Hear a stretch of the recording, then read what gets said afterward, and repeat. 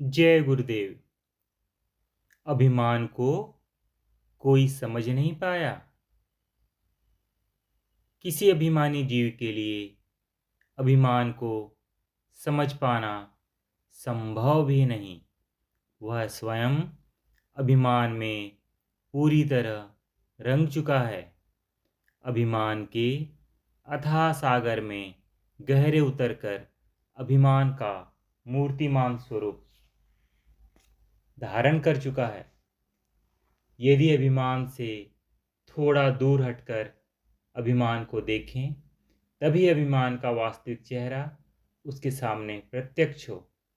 सारा संसार ही अभिमान के रंग में रंग कर अपना यथार्थ रंग रूप खो चुका है।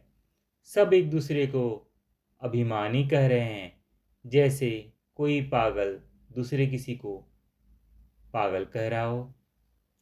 मन की मलिनता का पूरा उत्तरदायित्व अभिमान का ही है, क्योंकि अन्य सभी दैत्यों का जनक भी अभिमान है तथा सभी दैत्य उसके आदेश के अधीन ही कार्यशील होते हैं।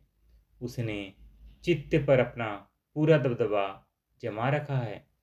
मन में कोई संकल्प, विचार, भाव अभिमान के सहयोग के बिना उदय नहीं हो सकता। सद्गुण रूपी देवताओं को अभिमान ने चित्त से बहिष्कृत कर रखा है या दबा रखा है।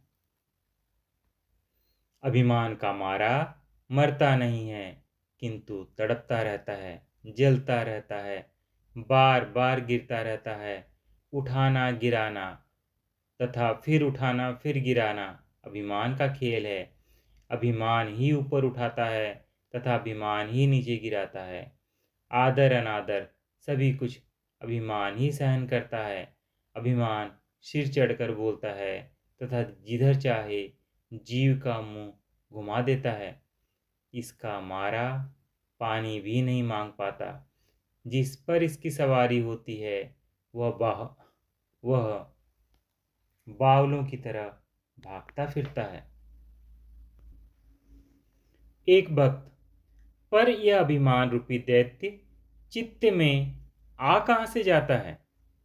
महाराज श्री, यह कहीं बाहर से नहीं आता। चित्त में ही इसका जन्म होता है, यहीं बड़ा होता है तथा यहीं अपार शक्तिशाली हो जाता है। यह हम कह चुके हैं कि अभिमान अहम का ही विकृत रूप है।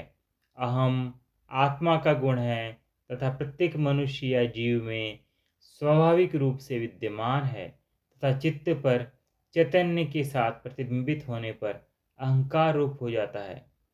चित्त विषयों, दृश्यों तथा पदार्थों के सतत संपर्क में बना रहता है तथा उनका ज्ञान भी चित्त पर अंकित होता रहता है। चित्त में विषयों, पदार्थों के प्रति राग, द्वेष तथा आसक्ति के भाव भी पहले उदय होते हैं, तत्पश्चात प्रबल से प्रबलतर होने लगते हैं। परिणामतः अहंकार का स्तर भी नीचा होने लगता है तथा अभिमान के स्तर तक उतर जाता है। विषयों पदार्थों का सतत अंकित होने वाला ज्ञान अभिमान को अधिकाधिक घनीभूत करता रहता है। इस प्रकार अभिमान का जन्म तथा भरण पोषण सब चित्त में ही होता है। चित्त में बैठकर ही इसके उपद्रव होते हैं।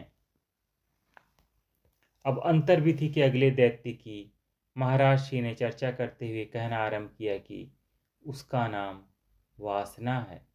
संस्कारों के अनुरूप उदय होने वाली वासना अभिमान से प्रेरित होती है तथा अपने अनुरूप उदय होने वाली वृत्तियों के द्वारा मन को संकल्प विकल्प के लिए प्रेरित करती रहती है। मन के संकल्प विकल्प कभी विश्राम नहीं लेते। नहीं वासना मन को विश्राम लेने देती है, नहीं वासना कभी स्वयं विश्राम पाती है। वासना के पास इच्छाओं, आकांक्षाओं, कामनाओं तथा आशाओं का अखंड भंडार है, जिसे वह मन को निर्यात करती रहती है। वासना के भंडार की पूर्ति संस्कार सह द्वारा होती रहती है। आशाओं कामनाओं की तारतम्यता बनी ही रहती है। एक वक्त यह वासना है क्या? महाराष्ट्री, चित्त का किसी विषय विशेष की ओर झुकाव रागात्मक भी हो सकता है तथा द्वेषात्मक भी। इसी झुकाव के कारण आसक्ति उदय होती है तथा इसी झुकाव के कारण मन संकल्प विकल्प में उलझा रहता है। इसी झुकाव के कारण अभिमान को खुलकर खेलने का अवसर प्राप्त होता है। योग सिद्धांत की दृष्टि से वासना अमर है, अर्थात यह कभी मरती नहीं। साधन ने इसे क्षीण तथा असक्त अवश्य किया जा सकता है। जागृत शक्ति की क्रियाशीलता के परिणाम स्वरूप वासना अशक्तता के कारण उपद्रव नहीं कर सकती। इसे ही वासना का मरना मान लिया जाता है। वासना चित्त में 4 अवस्थाओं में रहती है। प्रसुप्त अर्थात निष्क्रिय, उदार अर्थात क्रियाशील, तनु अर्थात अशक्त या कमजोर, विच्छिन्न अर्थात एक बार उदार होने के पश्चात पुनः प्रसुप्त अवस्था में चले जाना। वासना अपनी अवस्था निरंतर बदलती रहती है। एक उदार हो जाती है तो पहले की उदार वासना विच्छिन्न अवस्था में चली जाती है। प्रत्येक जीव अंतर में प्रसुप्त वासनाओं का अखंड भंडार लिए बैठा है, जिसमें से कोई वासना कभी भी उदार हो सकती है। वासना शुभ भी हो सकती है तथा अशुभ भी, किंतु जगत में प्राय अशुभ वासना का ही बोलबाला है। इसलिए वासना को अशुभ वासना के अर्थ में ही लिया जाता है। शुभ वासना को आत्म जिज्ञासा का नाम दे दिया गया है। अशुभ वासना की कभी पूर्ति नहीं हो सकती, सदैव अतृप्ति बनी रहती है। शुभ वासना अपना लक्ष्य आत्मस्थिति प्राप्त कर निवृत्त हो जाती है।